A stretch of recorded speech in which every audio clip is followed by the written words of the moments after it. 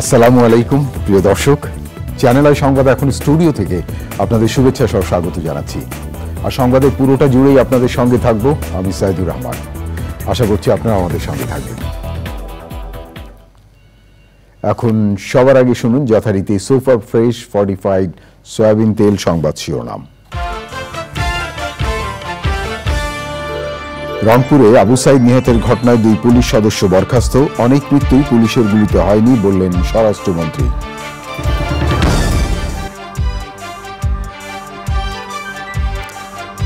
আন্দোলনকারীদের সঙ্গে বসতে চান জানিয়ে আটক শিক্ষার্থীদের মুক্তি দিতে প্রধানমন্ত্রীর নির্দেশ, পেনশন ব্যবস্থায় প্রত্যয় স্কিম বাতিল। রাজধানী সহ সারা দেশে শিক্ষার্থীদের বিক্ষোভ, সরকার পতনে 1 দফা দাবি ও রোববার থেকে অসহযোগ কর্মসূচি।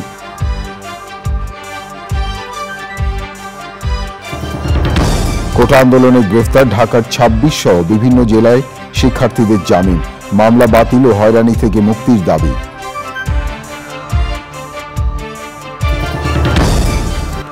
নীলফামারীর সৈয়দপুরে মহাসড়কের ওপর দেশের সবচেয়ে বড় শুটকি বাজার, হিমাগারের ব্যবস্থা সহ আধুনিকায়নের দাবি।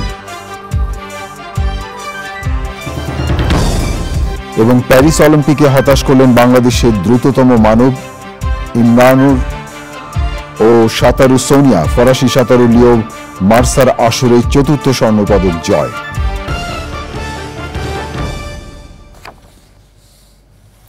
ধন্যবাদ প্রিয় দর্শক আমাদের সাথে যোগ দেওয়ার জন্য। এতক্ষণ সংবাদ শিরোনাম শুনলেন, চলুন যাওয়া যাক পুরো খবরে। আর এখনকার এই সংবাদ আয়োজন একই সঙ্গে চ্যানেল আইয়ের ইউটিউব চ্যানেলে এবং চ্যানেল আইয়ের ওটিটি প্ল্যাটফর্ম আইস্ক্রিনে লাইভ স্ট্রিম হচ্ছে। রংপুরে কোটা আন্দোলনে শিক্ষার্থী আবু সাইদ নিহতের ঘটনায় 2 পুলিশ সদস্যকে বরখাস্ত করা হয়েছে। রাতে সচিবালয়ে স্বরাষ্ট্র মন্ত্রণালয়ের সভাকক্ষে স্বরাষ্ট্রমন্ত্রী আসাদুজ্জামান খান কথা জানান। তিনি আরো বলেন, আন্দোলনে অনেক মৃত্যুই পুলিশের গুলিতে হয়নি। স্বরাষ্ট্রমন্ত্রী জানান, রোববার ঢাকা, নারায়ণগঞ্জ, গাজীপুর ও নরসিংদীতে সকাল 6টা থেকে রাত 9টা পর্যন্ত কারফিউ শিথিল থাকবে। তিনি বলেন, শিক্ষার্থীদের দাবি পূরণ হওয়ায় অসহযোগ আন্দোলন তুলে নেওয়া উচিত। তারপরেও তাদের যদি আর কোনো দাবি থাকে তাহলে প্রধানমন্ত্রীর দরজা সবসময় খোলা আছে। পদত্যাগ প্রসঙ্গে তিনি বলেন, প্রধানমন্ত্রী যা নির্দেশনা দিবেন তাই মেনে নেবেন তিনি।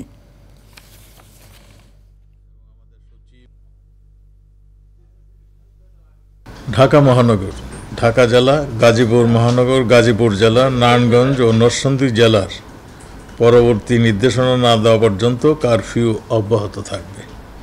আগামীকাল রবিবার হতে সকাল 6টা থেকে রাত 9টা পর্যন্ত কারফিউ শিথিল থাকবে। আমরা 7টা ছিল আগে, সেটাকে 6টা করা হলো, এবং 8টা ছিল সেটাকে 9টা করা হলো। কারফিউ এই সময়টুকু শিথিল থাকবে। রংপুরে আমাদের এক ছাত্র নিহত হয়েছিল, যে 2 জন পুলিশ সদস্যকে আমরা সেই জন্য তাদেরকে বরখাস্ত করা হয়েছে। যেহেতু তাদের সমস্ত দাবি মেনে নেওয়া হয়েছে, কাজেই তাদের এই অসহযোগ আন্দোলন আমার মনে হয় তাদের তুলে নেওয়া উচিত। আসাদুজ্জামান খান স্বরাষ্ট্রমন্ত্রী কথা বলছিলেন। নতুন বাংলাদেশের ইতিহাস রচিত হয়ে গেছে, হয় সাথে থাকুন, না হলে পদত্যাগ করে অগ্রযাত্রার পথ সুগম করুন। সরকারকে এই আহ্বান জানিয়েছে বিশিষ্টজনেরা। এই অনলাইন আলোচনায় তারা আরো বলেছেন, বৈষম্য বিরোধী আন্দোলনকারীদের 1 দফার দাবি শীঘ্রই পূরণ হবে।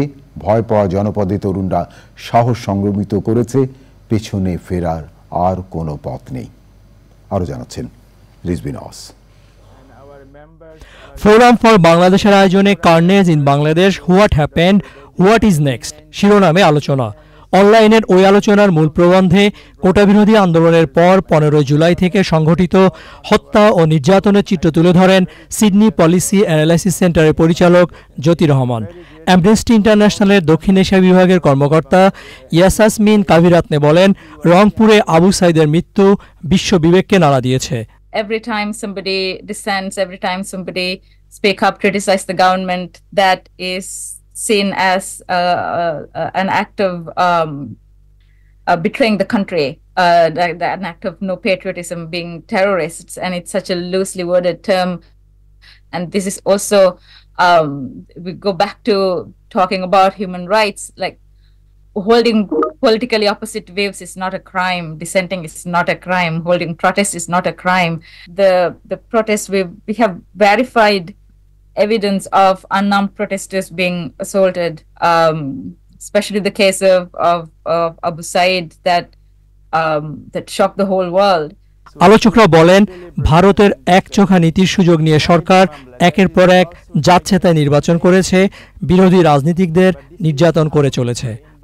The government, in a way, has been politically adept, let me put it in that way, in using narratives, in using particular economic policies, and in benefiting very strongly from the almost, let's say, unqualified support, political support from our large neighbor in the neighborhood, the South Asian neighborhood.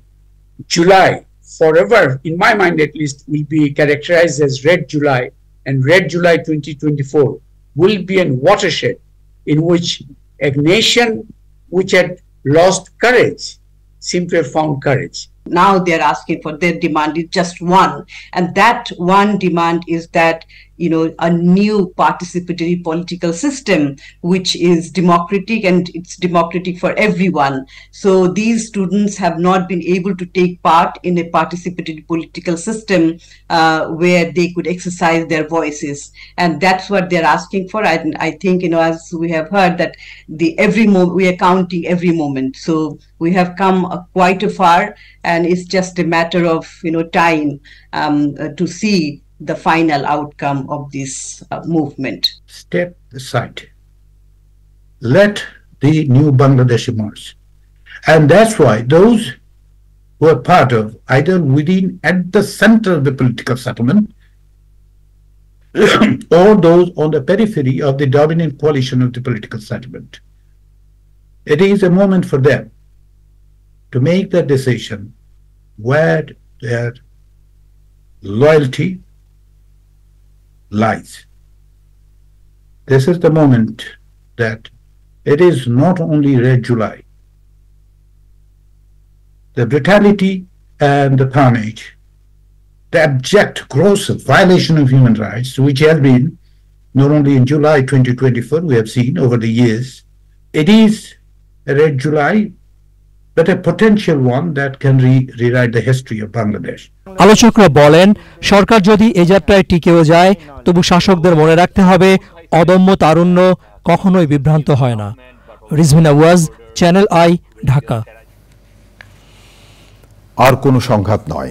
দেশে চলমান পরিস্থিতি শান্ত করতে বৈষম্য বিরোধী ছাত্র আন্দোলনের সমন্বয়কদের সঙ্গে বসতে চান প্রধানমন্ত্রী শেখ হাসিনা। গণভবনে পেশাজীবী সমন্বয় পরিষদের কেন্দ্রীয় নেতাদের সঙ্গে বৈঠকে প্রধানমন্ত্রী বলেন, গণভবনের দরজা তাদের জন্য সবসময় খোলা। আটক সাধারণ শিক্ষার্থীদের মুক্তি দেওয়ার নির্দেশ দেন সরকার প্রধান। সভায় বিশ্ববিদ্যালয়, স্বায়ত্তশাসিত প্রতিষ্ঠান এবং সরকারি প্রতিষ্ঠানে প্রস্তাবিত পেনশন ব্যবস্থা বাতিল ঘোষণা করেন তিনি। আরো জানাচ্ছেন সহকর্মী সাদি মাহমুদ।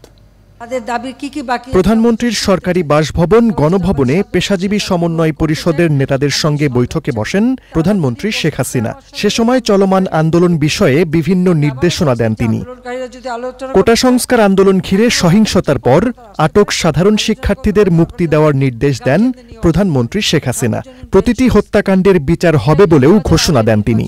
আমি তাদের সাথে কথা বলতে চাই, তাদের কথা শুনতে চাই, তাদের দাবি কি কি বাকি আছে আমি এটা শুনতে চাই, এবং যেটা আমাদের সাধ্যমতো সেটা আমি পূরণ করতে চাই। আমি এই সংঘাত চাই না। গণভবনের দরজা খোলা। যখনই এই আন্দোলনকারীরা কথা বলতে চায়, আলোচনা করে সমাধান করতে চায়, আমি তাদের সাথে নিজেই বসতে রাজি। হত্যাকাণ্ডের সঙ্গে যারা জড়িত, সে যেই হোক, অবশ্যই তাদের বিচার করা হবে, এবং যারা জড়িত তদন্ত করেই তা বের করা হবে। যারা অস্ত্রধারী, যেমন রংপুরে একটা ঘটনা ঘটেছে, যে পুলিশ দায়ী, সেই পুলিশকে সাসপেন্ড করা হয়েছে এবং তার বিরুদ্ধে তদন্ত হচ্ছে এবং তার বিচার হবে। অ্যারেস্ট যারা করা হয়েছে তাদের মধ্য থেকে যারা ছাত্র ছিল, পরীক্ষার্থী, তাদের সবাইকে কিন্তু জামিন দিয়ে ছেড়ে দেওয়া হয়েছে। আর সাথে সাথে আমি এটাও নির্দেশ দিয়েছি যে এর ভিতরে যারা নিরীহ আছে তাদের সবাইকে, এবং ছাত্র যারা একেবারে খুনের সাথে জড়িত না, বা এই সমস্ত ধ্বংসাত্মক কাজের সাথে জড়িত না, তাদেরকে মুক্তি দেওয়া শুরু করবে এবং সেটা শুরু হয়ে যাচ্ছে। সভায় বিশ্ববিদ্যালয়, স্বায়ত্তশাসিত প্রতিষ্ঠান ও সরকারি প্রতিষ্ঠানে প্রস্তাবিত পেনশন ব্যবস্থার প্রত্যয় স্কিম বাতিল ঘোষণা করেন সরকার প্রধান। সার্বজনীন পেনশন স্কিম, এটা কিন্তু 2008-এর নির্বাচনী স্তরে আমাদের ছিল যে আমরা এটা করব। আমরা বহু সময় নিয়ে এটা অনেক চিন্তাভাবনা করে সার্বজনীন পেনশন স্কিমটা আমরা চালু করেছি এবং সেখানে কিন্তু বিভিন্ন শ্রেণীর মানুষের জন্য বিভিন্নভাবে সুবিধা আমরা দিয়েছি, যে বিশ্ববিদ্যালয়, স্বায়ত্তশাসিত প্রতিষ্ঠান এবং প্রজাতন্ত্রের সকল বেতনভোগ কর্মচারীদের ক্ষেত্রে সার্বজনীন পেনশন ব্যবস্থায় অংশগ্রহণের বাধ্যবাধকতা বাতিল করে দিয়েছি। আলোচনার মাধ্যমে সংকটের সমাধান হবে বলে একমত প্রকাশ করেন পেশাজীবী নেতারা। সাদি মাহমুদ, চ্যানেল আই, ঢাকা। রাজধানী সহ সারা দেশে শিক্ষার্থীরা বিক্ষোভ করেছেন। বিক্ষোভ কর্মসূচি থেকে সরকার পতনে এক দফা দাবি এবং রোববার থেকে অসহযোগ কর্মসূচি ঘোষণা করেছে বৈষম্য বিরোধী ছাত্র আন্দোলন। বিভিন্ন স্থানে শিক্ষার্থীদের কর্মসূচিতে অভিভাবক এবং বিভিন্ন শ্রেণী পেশার মানুষ শিক্ষার্থীদের সঙ্গে যোগ দেন। দেখুন এনামুল কবির রূপমের রিপোর্টটি।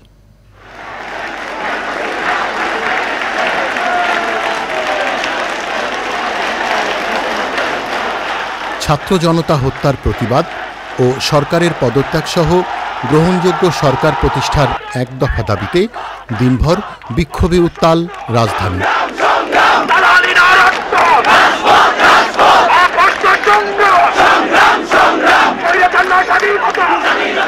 বিকেলে বড় সমাবেশটি হয় কেন্দ্রীয় শহীদ মিনার এলাকায়।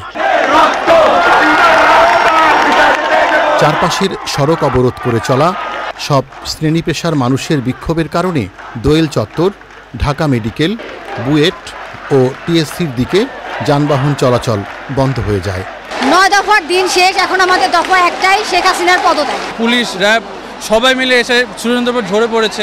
এদের এগেনস্টে আমরা কঠোর চাই, পানিশমেন্ট চাই। যতদিন পর্যন্ত পদত্যাগ করা হবে না ততদিন পর্যন্ত এই হত্যাকাণ্ডের বিচার চলবে। এই যে গণহত্যা চলতেছে, আমাদের ছোট ভাইদের যেভাবে নির্বিচারে হত্যা করা হচ্ছে, আমি তার বিচার চাই। হত্যা প্রক্রিয়া হয়েছে এবং মিথ্যাচারও হয়েছে। মানুষের, প্রতিটা মানুষের বুকের ভিতরে ধিকি ধিকি আগুন জ্বলছে। এই আগুন উনি থামাতে পারবেন না। তরুণ ছাত্রদের লাশের উপর দিয়ে গিয়ে এখন আসলে কোনো আলোচনা চলতে পারে না, আমি এটা মনে করি। রাজধানীর সায়েন্স ল্যাবরেটরি চৌরাস্তা অবরোধ করে বিক্ষোভ দেখায় শিক্ষার্থীরা। পুলিশ বক্সের সামনে ওই বিক্ষোভের সময় সরকারের পদত্যাগ দাবি করে তারা। শিক্ষার্থীদের আন্দোলনে সংহতি জানাতে রাজধানীর রবীন্দ্র সরোবরে জড়ো হন সঙ্গীত শিল্পীরা। আপনি কথা বলতে দেন না কেন? বড় বড় কথা বলবেন না। প্রথম দিন শিখেছিলাম, আল জাজিরার কাছে ফুটেজ চলে গেছে, যেখানে দেখা যাচ্ছে আর্মি গুলি করছে আমাদের ছাত্রদের উপরে, আমাদের মানুষদের উপরে, হেলিকপ্টার থেকে স্নাইপিং করা হচ্ছে। এখানে কি সিভিল ওয়ার হচ্ছে? আমরা কি শত্রু? আমরা ছাত্রদের সাথে আছি। আমরা সমস্ত অন্যায় নিপীড়ন বন্ধ চাই, আমরা সব জুলুম বন্ধ চাই। যে জীবনগুলো গেছে সেগুলোর সুষ্ঠু তদন্ত হবে এবং তার বিচার হবে। জাতীয় জাদুঘরের সামনে সন্তানের পাশে অভিভাবক ব্যানারে মানববন্ধন। সব ধরনের হত্যা ও নিপীড়নের প্রতিবাদ জানান বিক্ষোভকারীরা। রাজধানীর আফতাবনগরে ইস্ট ওয়েস্ট ইউনিভার্সিটির শিক্ষার্থীদের বিক্ষোভ চলার সময় তাদের সঙ্গে যোগ দেন অভিভাবক সহ বিভিন্ন শ্রেণীর মানুষ। তারা বলতেছে ছাত্রদের হয়রানি করে না, তার না হলে ছাত্রদের এই কেন ধরা হচ্ছে? এই যুদ্ধ সামনের দিকে এগিয়ে যাবে। আমরা অভিভাবকরা, আমরা মুক্তিযোদ্ধারা তোমাদের পাশে থাকবো।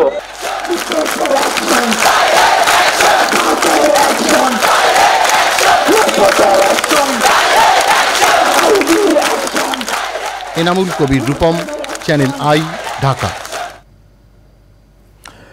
কোটা আন্দোলন ঘিরে নৃশংসতার বিচার, মামলা এবং হয়রানি বন্ধ, আটক শিক্ষার্থীদের মুক্তি ও সব শিক্ষা প্রতিষ্ঠান খুলে দেওয়া সহ 9 দফা দাবিতে সারা দেশে বিক্ষোভ কর্মসূচি করেছে বৈষম্য বিরোধী ছাত্র আন্দোলন। সে সময় বিভিন্ন স্থানে সংঘর্ষে অনেকে হতাহত হয়েছেন। প্রিয় দর্শক, প্রতিনিধিদের পাঠানো তথ্য ও ভিডিও চিত্রে নিয়ে দেখুন তাফিমুল ইসলামের রিপোর্ট। কুমিল্লায় পুলিশ লাইন এলাকায় শিক্ষার্থীদের সাথে ছাত্রলীগ ও যুবলীগের সংঘর্ষে 5 জন গুলিবিদ্ধ সহ 10 শিক্ষার্থী আহত হয়েছেন। টাঙ্গাইলের সখীপুরে শিক্ষার্থীদের সঙ্গে পুলিশ ও ছাত্রলীগের সংঘর্ষে আহত হয়েছেন 15 জন। গাজীপুরে ঢাকা ময়মনসিংহ মহাসড়ক অবরোধ করে বিক্ষোভ করেন শিক্ষার্থীরা। মাওনা চৌরাস্তা উড়াল সেতুর দিকে বিক্ষোভকারীরা যেতে থাকলে পুলিশের সাথে সংঘর্ষ বাধে। পরিস্থিতি নিয়ন্ত্রণে পুলিশ রাবার বুলেট ও টিয়ার সেল ছোড়ে। সে সময় কমপক্ষে 15 জন আহত হন। সিলেট মহানগরের চৌহাট্টায় আন্দোলনরত শিক্ষার্থীদের সাথে পুলিশের ধাওয়া পাল্টা দেওয়ার ঘটনা ঘটেছে। শহরের চৌহাট্টা পয়েন্টে পুলিশের দিকে আন্দোলনকারীরা ইটপাটকেল নিক্ষেপ করলে গুলি ছুড়ে তাদের ছত্রভঙ্গ করে দেয় পুলিশ। চট্টগ্রামে বিক্ষোভ সমাবেশ ও অবস্থান কর্মসূচি পালন করেছেন শিক্ষার্থীরা। শিক্ষামন্ত্রী ব্যারিস্টার মহিবুল হাসান চৌধুরী নৌফিলের বাসায় হামলা ও বেশ কয়েকটি গাড়ি ভাঙচুরের ঘটনা ঘটেছে। চট্টগ্রাম ওয়াসা মোড়ে সংসদ সদস্য মহিউদ্দিন বাচ্চুর অফিসে আগুন দেওয়া হয়। নোয়াখালী শহরের মাইজদি টাউন হল মোড়ে জেলা আওয়ামী লীগ কার্যালয়ে হামলা করেছে দুর্বৃত্তরা। নওগাঁয় আওয়ামী লীগ ও ছাত্রলীগ নেতাকর্মীদের সঙ্গে শিক্ষার্থীদের ধাওয়া পাল্টা দেওয়ার ঘটনা ঘটেছে। রংপুরে বিভিন্ন শিক্ষা প্রতিষ্ঠানের শিক্ষার্থী ও অভিভাবকরা বিক্ষোভ করেছেন। রাজশাহী বিশ্ববিদ্যালয়ের প্রধান ফটকের সামনে অবস্থান নিয়ে রাজশাহী ঢাকা মহাসড়ক অবরোধ করে বিক্ষোভ করেছেন শিক্ষার্থীরা। ময়মনসিংহের বিভিন্ন স্কুল কলেজের শিক্ষার্থীরা টাউন হল মোড়ে অবস্থান নিয়ে বিক্ষোভ করেন। নারায়ণগঞ্জের চাষারায় শহীদ মিনারের সামনে বিভিন্ন কলেজের শিক্ষার্থীরা অবস্থান নিয়ে চাষারা থেকে বঙ্গবন্ধু সড়কে যানবাহন চলাচল বন্ধ হয়ে যায়। দিনাজপুরে বৃষ্টি উপেক্ষা করে বিক্ষোভ মিছিল ও সমাবেশ করেছেন শিক্ষক, শিক্ষার্থী ও অভিভাবকরা।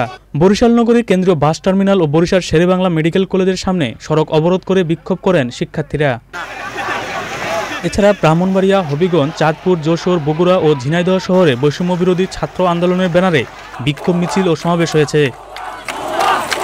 তাফহিমুল ইসলাম, চ্যানেল আই। কোটা সংস্কার আন্দোলনে গ্রেফতার 26 শিক্ষার্থীকে জামিন দিয়েছে ঢাকার মুখ্য মহানগর হাকিম আদালত। রাষ্ট্রপক্ষের আইনজীবী জানিয়েছেন, শিক্ষার্থীদের পরিচয়পত্র দেখে জামিন দেওয়া হয়। তবে অবিলম্বে মামলা বাতিল এবং হয়রানি থেকে মুক্তির দাবি জানিয়েছেন শিক্ষার্থীদের আইনজীবী ও পরিবার।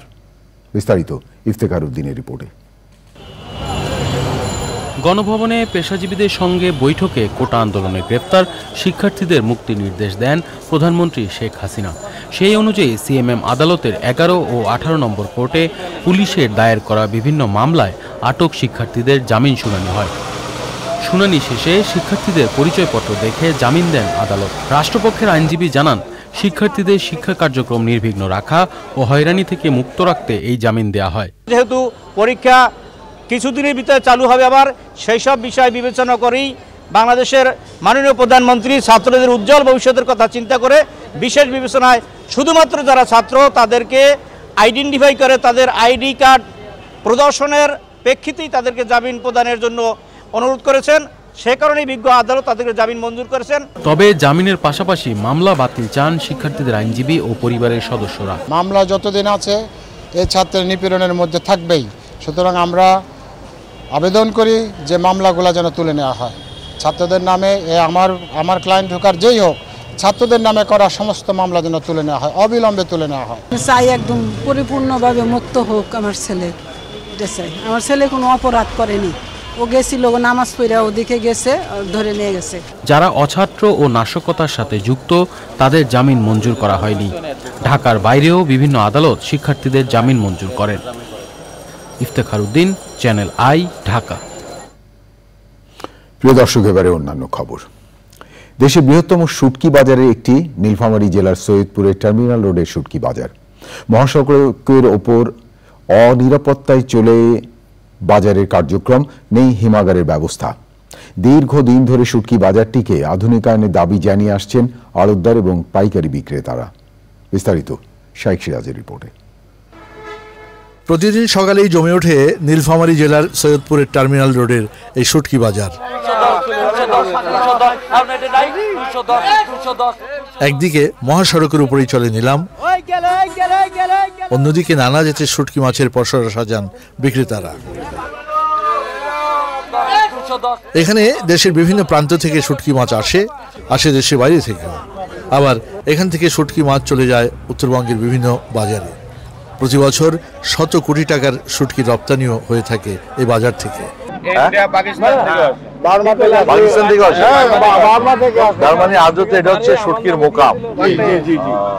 এখানে আমরা আড়তদারের মাধ্যমে এখান থেকে বিভিন্ন সারা বাংলাদেশে আবার আড়তদাররা বহু জায়গায় তেনা আছে, মহিপুর তেনা আসে, চিড়েগাং থেকে আসে, খুলনা থেকে আসে, অনেক এলাকা থেকে আসে না শুটকি? বহু জায়গা থেকে, এটা তো উত্তরবঙ্গের সর্বশ্রেষ্ঠ মোকাবিলা। আপনি কোথা থেকে কি আসছেন? আমি নারায়ণগঞ্জ থেকে আছি। ঢাকা নারায়ণগঞ্জ? ঢাকায় নিয়ে যাবে। আমি থাকি সুইডেনে। সুইডেন থেকে শুটকি কিনতে আসছেন? হ্যাঁ। দেশের ঐতিহ্যবাহী এই শুটকি বাজারটিকে আধুনিক এবং বিজ্ঞানসম্মত করে গড়ে তোলার দাবি এখানকার ব্যবসায়ীদের। আমাদের এখানে শুটকি মাছটা বাজারজাত করার জন্য যে একটা প্রক্রিয়া করার দরকার, যেমন কোল্ড স্টোরেজের ব্যাপারটা, যেটা রাস্তার পাশে আমরা ব্যবসা করছি, এখানে জীবনের ঝুঁকিও আছে, যে কোনো মুহূর্তে একটা অ্যাক্সিডেন্ট। আমাদের মানে জায়গার সংকুলন, এই যে এইখানে রাস্তার উপরে, এটা তো একটা মহাসড়কের উপরে বসছে। এই শুটকি বাজারকে ঘিরে হাজারো পরিবারের কর্মসংস্থানের পাশাপাশি উত্তরবঙ্গের মানুষের পুষ্টি চাহিদার একটি যোগান হচ্ছে এখান থেকেই। খাদ্য রসনে শুটকির স্বাদ অতুলনীয়, যা গ্রহণে উত্তরবঙ্গের মানুষ বেশ এগিয়ে। মাছের উৎস না থাকার পরেও দেশের দ্বিতীয় বৃহত্তম শুটকির বাজার গড়ে উঠেছে উত্তরবঙ্গের সৈয়দপুরে। তবে উন্মুক্তভাবে মহাসড়কের উপরে এটি কতটা নিরাপদ সে ব্যাপারে সবারই ভেবে দেখা উচিত। সৈয়দপুরের টার্মিনাল মোড়ের শুটকির বাজার থেকে শাইখ সিরাজ, চ্যানেল। প্রিয় দর্শক, এবারে শোকের মাস আগস্ট।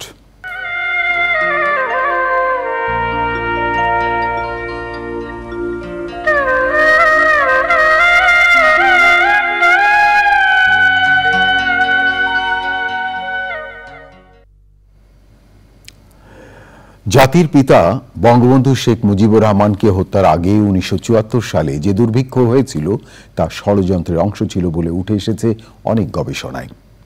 গবেষকরা বলেছেন, যুদ্ধবিধ্বস্ত দেশে দুর্ভিক্ষ হলে স্বাধীনতার সাথে সাথেই হওয়ার কথা ছিল, কিন্তু প্রথম ২ বছর সফলতার সঙ্গে পরিস্থিতি মোকাবেলা করা হলেও স্বাধীনতার তৃতীয় বছরে দেশি বিদেশি ষড়যন্ত্রের হাত ধরে দেশের মানুষকে দুর্ভিক্ষের দিকে ঠেলে দেওয়া হয়। দেখুন ওবায়দুল রশিদের রিপোর্টে। স্বাধীন বাংলাদেশে যখন জাতির পিতা বঙ্গবন্ধু শেখ মুজিবুর রহমান স্বদেশ প্রত্যাবর্তন করলেন, তখন সারা দেশেই ছিল পাকিস্তানি হানাদার বাহিনীর বর্বরতার ক্ষতচিহ্ন। পেতে রাখা মাইনের কারণে বন্ধ ছিল চট্টগ্রাম এবং বর্তমান মংলা, তখনকার চালনা বন্দর। কেন্দ্রীয় ব্যাংকে ছিল মাত্র $18। সে সময় বাংলাদেশ টিকবে না বলে মন্তব্য করে যুক্তরাষ্ট্র। জাতিসংঘ থেকে শুরু করে আন্তর্জাতিক ত্রাণ সংস্থাগুলো বলল, স্বাধীন বাংলাদেশে দুর্ভিক্ষ আসন্ন। এমন কঠিন পরিস্থিতি জাতির পিতা সফলভাবে মোকাবেলা করায় গতি আসে অর্থনীতিতে, প্রবৃদ্ধি হয় ইতিহাসের সবচেয়ে বেশি। বঙ্গবন্ধুকে হত্যার পর ক্ষমতা দখল করা খন্দকার মোশতাক ১৯৭২ থেকে ১৯৭৪ সালের ফেব্রুয়ারি পর্যন্ত বিদ্যুৎ শক্তির সাথে বন্যা নিয়ন্ত্রণ ও পানি সম্পদ উন্নয়ন মন্ত্রী ছিলেন। খাদ্য ও বেসামরিক সরবরাহ মন্ত্রী হিসেবে ১৯৭৪ সাল পর্যন্ত দায়িত্ব পালন করেন। বঙ্গবন্ধুকে হত্যার পর মোশতাকের মন্ত্রিসভায় থাকা ফণীভূষণ মজুমদার। ১৯৭৩ সালে মোশতাক যেমন ইচ্ছে করে বন্যা নিয়ন্ত্রণে কার্যকর ব্যবস্থা না নিয়ে ফসলের ক্ষতি করেন, তেমনি ফণীভূষণ মজুমদার বন্যা পরবর্তী সময়ে খাদ্য ঘাটতি হবে জেনেও তার সমাধান করেননি। সৃষ্টি হয় কৃত্রিম খাদ্য সংকট।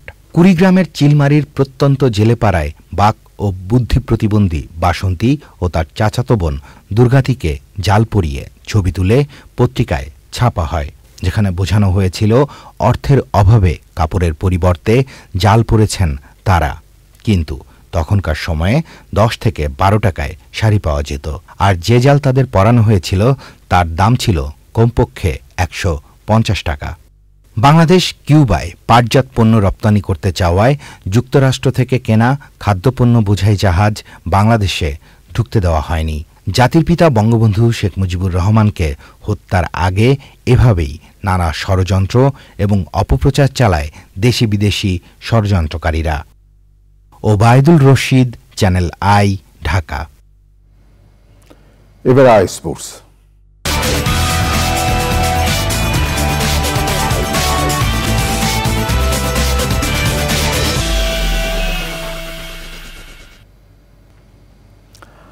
জমে উঠেছে the greatest show on earth Paris অলিম্পিকের পদক জেতার লড়াই। শীর্ষস্থান ধরে রেখেছে এশিয়ার পরাশক্তি চীন। 15টি স্বর্ণ জেতার পাশাপাশি 11টি রৌপ্য এবং 9 ব্রোঞ্জ পদক তালিকায় চীনারা সবার উপরে। 12 স্বর্ণ এবং 7টি রৌপ্য এবং 5টি ব্রোঞ্জ সহ মোট 24টি পদকে দ্বিতীয় স্থানে উঠে এসেছে অস্ট্রেলিয়া। সর্বাধিক 50টি পদক নিয়ে পরের স্থানে আছে যুক্তরাষ্ট্র। 11টি স্বর্ণপদক নিয়ে চতুর্থ স্থানে আছে আয়োজক ফ্রান্স। 10টি স্বর্ণ, সমান সংখ্যক রৌপ্য এবং 12টি ব্রোঞ্জ নিয়ে গ্রেট ব্রিটেন আছে 5-এ।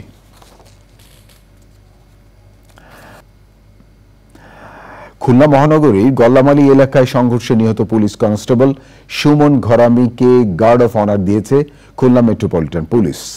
সুমন ঘরামির পরিবারকে কেএমপির পক্ষ থেকে 1 লাখ টাকা এবং আইজিপির পক্ষ থেকে 10 লাখ টাকা অনুদান দেওয়া হয়। সেই সময় খুলনা মেট্রোপলিটন পুলিশ কমিশনার সহ অন্য কর্মকর্তারা ছিলেন। শুক্রবার খুলনা মহানগরী গল্লামারী এলাকায় শিক্ষার্থী জনতার সঙ্গে পুলিশের সংঘর্ষ হয়। সে সময় সুমন ঘরামির মৃত্যু হয়।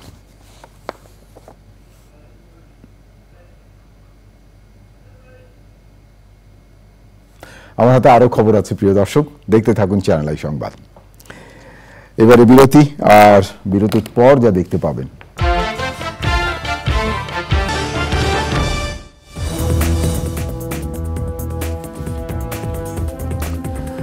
বিরতির পর ফিরে এলাম। ধন্যবাদ প্রিয় দর্শক আবারও চ্যানেল আই সংবাদে যোগ দেওয়ার জন্য। এবারে নিটোল টাটা আন্তর্জাতিক সংবাদ।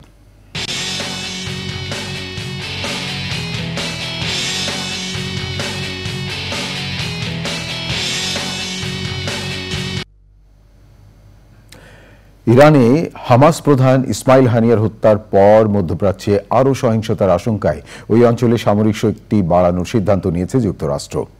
পেন্টাগন বলছে হত্যার প্রতিশোধ নিতে ইরান এবং তাদের মিত্রদের ঘোষণার পরপরই মার্কিন সেনাবাহিনী মধ্যপ্রাচ্যে অতিরিক্ত যুদ্ধ বিমান ও যুদ্ধ জাহাজ মোতায়েনের সিদ্ধান্ত নেয়। ফিলিস্তিনি সিভিল ডিফেন্স জানিয়েছে গাজা শহরে ইসরায়েলের বোমাবর্ষণে 3 শিশু, 1 নারী ও 1 বৃদ্ধ নিহত হয়েছেন। ইসরায়েলি হামলায় এখন পর্যন্ত ফিলিস্তিনি নিহতের সংখ্যা দাঁড়িয়েছে 39,500 জনে। কাতারে ইসমাইল হানিয়াকে সমাহিত করার পর তার প্রতি শ্রদ্ধা জানাতে লেবাননে, ইয়েমেনে, জর্ডান সহ মধ্যপ্রাচ্য জুড়ে হাজার হাজার মানুষ বিক্ষোভ সমাবেশ করেছে। ওদিকে পশ্চিম তীরের তুলকারেমে ইসরায়েলি ড্রোন হামলায় 1 হামাস কমান্ডার সহ কমপক্ষে 5 জন নিহত হয়েছেন। প্রিয় দর্শক, এবারে আই স্ক্রিন সাংস্কৃতিক সংবাদ।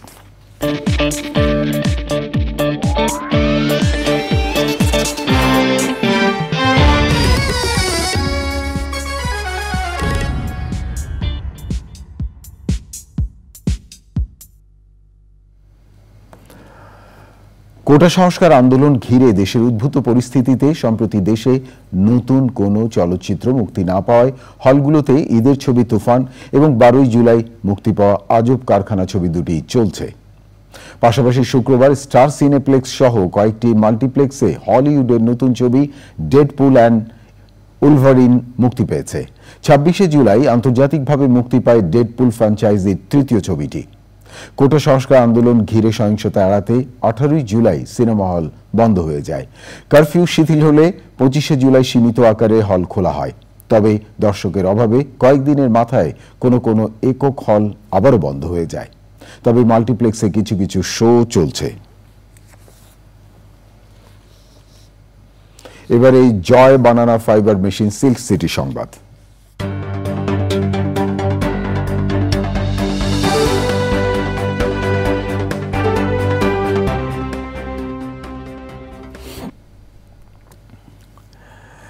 বিএনপি জামাতে দেশবিরোধী ষড়যন্ত্র, নৈরাজ্য এবং সহিংসতার প্রতিবাদে মহানগরীর সাহেববাজার 0 পয়েন্টে অবস্থান কর্মসূচি পালন করছে আওয়ামী লীগ।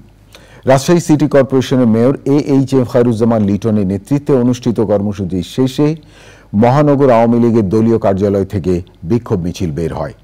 বিক্ষোভ মিছিলটি মহানগরীর গুরুত্বপূর্ণ সড়ক প্রদক্ষিণ শেষে কুমারপাড়ায় মহানগর আওয়ামী লীগ কার্যালয়ে এসে শেষ হয়। সমাবেশ শেষে মেয়র বলেন, আওয়ামী লীগ আগুন জ্বালিয়ে তাণ্ডব করতে পারে না, দল এই শিক্ষা দেয়নি। এই সময় দলের নেতাকর্মীরা উপস্থিত ছিলেন। আমরা সরকারে আছি, আমরা জ্বালিয়ে পুড়িয়ে পুলিশ বক্সে আগুন দিয়ে শহীদ কামরুজ্জামানের যে মনুমেন্ট সেখানে তার ছবিটা বিকৃত করে শেখ হাসিনা সম্পর্কে কটূক্তি লিখে দিয়ে আমরা জায়গায় জায়গায় আগুন জ্বালিয়ে তাণ্ডব করতে চাই না, করি না, কারণ এটি আমরা করতে পারি না। 2013, 14, 15 সালে জামাত শিবির বিএনপি এদেশে রেল লাইন উপরে ছিল, ট্রেনে আগুন দিয়েছিল, বাসে গাড়িতে আগুন দিয়েছিল, অসংখ্য মানুষকে পুড়িয়ে মেরেছিল এবং এদেশের অর্থনীতিকে স্থবির করে সরকার পতন করতে চেয়েছিল। আবার সেই একই নাটক আমরা নতুনভাবে মঞ্চস্থ হতে দেখছি। প্রিয় দর্শক, এবারে কৃষি সংবাদ।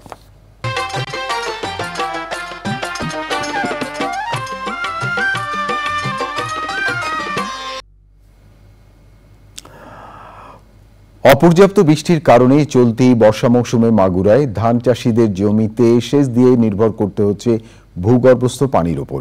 শ্যালো ইঞ্জিন সহ বিভিন্ন ধরনের সেচ যন্ত্র ব্যবহারের ফলে ধান চাষে খরচ বাড়ছে। তেমনি ভূগর্ভস্থ পানি ব্যবহার করায় ভূপ্রাকৃতিক ভারসাম্যে ক্ষতিকর প্রভাবের আশঙ্কা তৈরি হচ্ছে। এবারে প্রকৃতি সংবাদ।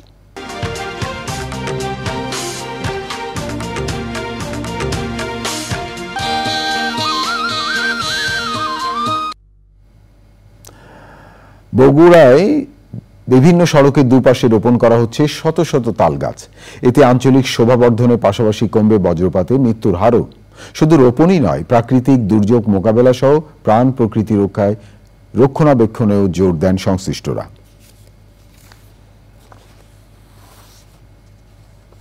প্রিয় দর্শক, থাকুন চ্যানেলের সঙ্গে। ফিরছি একটু পরে আরো খবর নিয়ে। আবারও বিরতি, আর বিরতির পর যা দেখতে পাবেন, টানা বৃষ্টি ও পাহাড়ি ঢলে বিভিন্ন স্থানে নিম্নাঞ্চল প্লাবিত। রাঙ্গামাটি, খাগড়াছড়ি, ফেনীতে পানিবন্দী পর্যটক সহ কয়েক হাজার মানুষ।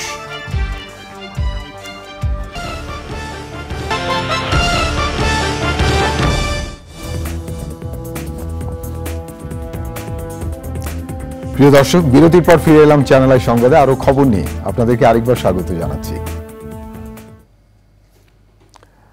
টানা বৃষ্টি এবং উজান থেকে নেমে আসা পাহাড়ি ঢলে বিভিন্ন স্থানে নিম্নাঞ্চল প্লাবিত হয়েছে। রাঙ্গামাটি, খাগড়াছড়ি ও ফেনীতে পানিবন্দী হয়ে পড়েছেন কয়েক হাজার মানুষ। খাগড়াছড়ি জেলার দিঘিনালা, কবাখালী সড়ক এবং বাগাইহাট বাজারের সড়ক ডুবে থাকায় সাজেক বেড়াতে যাওয়া ৩০০-রও বেশি পর্যটক আটকা পড়েছেন। ৫ দিনের বৃষ্টিতে পানি বেড়ে সড়কের কিছু অংশ ডুবে যাওয়াতে ফিরতে পারছে না তারা। খাগড়াছড়ি জেলার দিঘিনালা সকাল থেকে বাঘাইছড়ির সাথে অন্যান্য জেলা উপজেলার ছোট বড় যান চলাচলও বন্ধ রয়েছে। পানি উন্নয়ন বোর্ড জানিয়েছে, চেঙ্গি এবং মাইনা নদীতে এখনো বিপদসীমার ওপর দিয়ে পানি প্রবাহিত হচ্ছে। পৌরসভা ও সদর উপজেলায় 25টি আশ্রয় কেন্দ্র খোলা হয়েছে। প্রিয় দর্শক, আপনারা আছেন চ্যানেল আইর সঙ্গে। আবারও বিরতি, আর বিরতির পর যা দেখতে পাবেন,